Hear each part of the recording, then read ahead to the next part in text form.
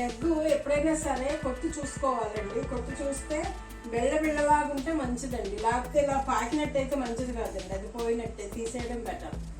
అది కాకుండా మనం కూర వండుకునేటప్పుడు అయితే వాటర్లో కొంచెం నీళ్ళు వేసుకుని వాటర్లో గుడ్డు వేస్తే అది మునిగితే మంచిదండి, తేలిపోతే పాడైపోయినట్టు.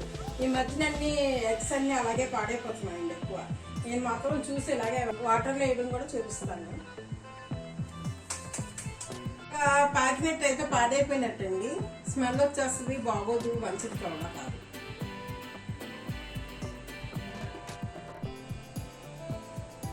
ఇది ఇలా మునిగితే కనుక మంచిదండి, తేలిందంటే పాడైపోయినట్టండి, తీసేయచ్చు.